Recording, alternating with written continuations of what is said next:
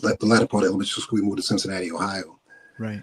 And then did you know Chris Jasper back then? We knew of him later. We knew his family, and in fact, okay. His nephew was in a group that we produced. But the Isley Brothers, Chris was the young kid, but Ronald and the rest of the guys, they were, the 1955 version of the Isley Brothers. So, and they had already moved away by that time, but we got to see them close. We got to see the Ohio players on a regular basis, James Brown on a regular basis. So we had quite a bit. And then on the jazz scene, there was a club called the Viking Lounge, which brought all the great jazz players through town, as they were on their sort of their slow days. And it was amazing education. And then, of course, Bootsy Collins.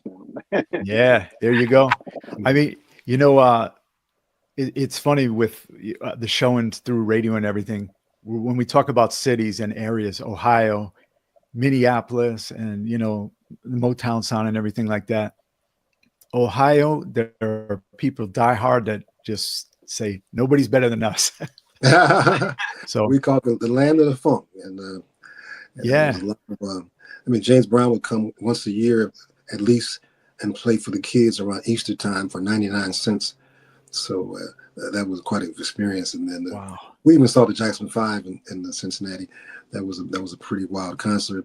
We was fear for our lives with the crowds and. Yeah, that was actually probably one of our first real, big concerts, going to see the Jackson 5. Right. Yeah.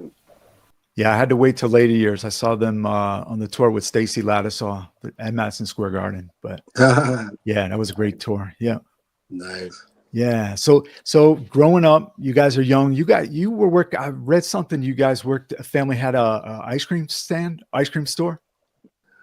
Our mother was, always the entrepreneurial type, even though she had many jobs to help raise and take care of us. But one of her goals was always to open up her own flower shop.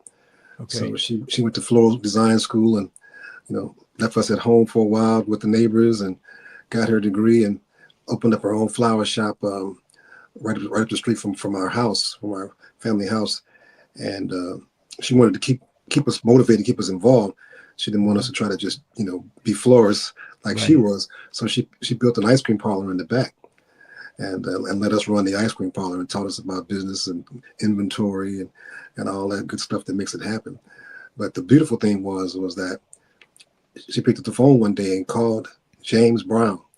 She found out he was in town at a hotel. She called the hotel and said, "Can I speak to Mr. Brown?" They connected her to it. They didn't even say anything. Wow. So she talking to James Brown. She says, your sister here in town has opened up a business, and we would be honored if you would come by and be our guest of honor for the grand opening. And he says, "Yes, I'll do it, as long as there's no big crowd. If I see a big crowd, I'm going to keep driving by." So we couldn't tell but a handful of our friends and cousins. Right. And what a way to start your career with James Brown at the grand opening of your ice cream parlor and flower shop. It was called Larson's Flower Barn in honor of our mother.